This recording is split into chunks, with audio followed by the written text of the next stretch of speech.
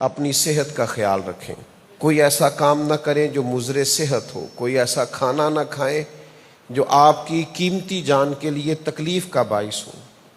کوئی ایسا کام نہ کریں جس کام کی بدولت آپ محسوس کریں کہ میرے وجود کے اندر کمزوری آ رہی ہے یا بیماری آ رہی. کوئی ایسا غم نہ طاری کریں, کوئی ہجوم نہ ایسا برپا کریں کہ جس سے آپ محسوس کریں کہ میرا وجود تکلیف میں.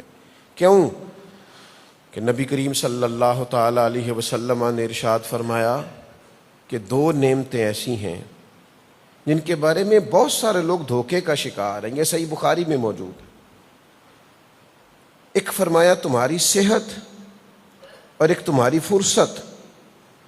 تمہارے پاس ٹائم ہے, تم اس سے کام ہی کوئی نہیں لے رہے. تمہاری صحت اچھی ہے, تم قدر ہی کوئی نہیں کر رہے. پھر ان سے مل کے دیکھنا کبھی جو بیمار ہو گئے بیچارے, جو تکلیف میں آ گئے. تو اس صحت کی قدر کریں, اس وجود کی قدر کریں.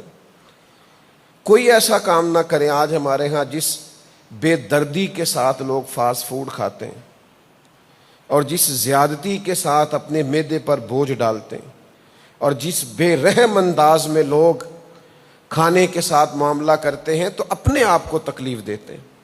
اپنے ہاتھوں اپنے آپ کو ہلاکت میں نہ ڈالیں. اپنی صحت کا, حفظان صحت کے اصولوں کا خیال کریں. مجھے بڑے اچھی طرح یاد ہے, ایک بڑے دیندار آدمی تھے, تو ان کے بیٹے کی شادی تھی اور ولیمے کی دعوت تھی. تو ایک صاحب نے عذرائے محبت ہی ایک بزرگ کی پلیٹ گوشت سے بھر دی. تو وہ اتنا نہیں کھا پا رہے تھے, تو انہوں نے کچھ حصہ اس میں سے کھا لیا. تو اب وہ چونکہ جس نے بھری تھی اس نے بھری ہی صرف اس لیے تھی کہ وہ لطف لینا چاہتا تھا, ہنسنا چاہتا تھا, ظرافت کے طور پہ پلیٹ بھری تھی. تو وہ بار بار انہیں کہہ رہا ہے پلیٹ صاف کریں, برتن صاف کرنا سنت ہے.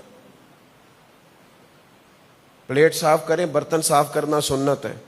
تو پڑھے لکھے فاضل آدمی تھے, انہوں نے وہ جتنا کھا سکتے تھے کھایا, باقی رکھ دیا اور اسے کہنے لگے پلیٹ صاف کرنا سنت ہے اور جان بچانا فرض ہے, لہذا میں نے فرض پہ عمل کرنا ہے.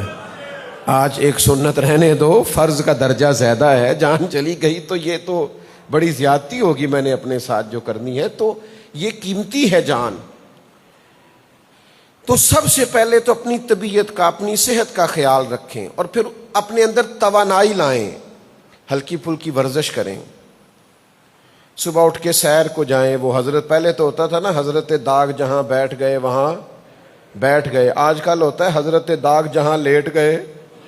اب بیٹھتے نہیں, کیونکہ بیٹھا جاتا ہی نہیں جوانوں سے.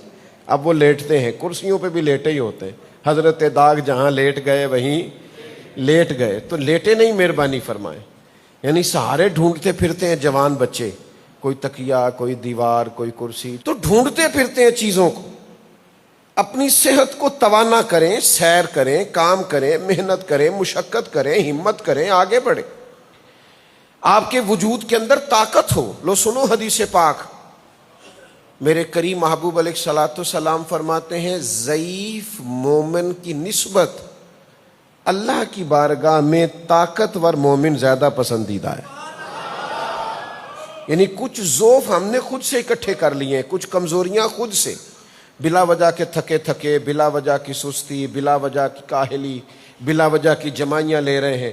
تو اپنے وجود کو توانا کریں, صحت مند کریں, طاقتور بنیں.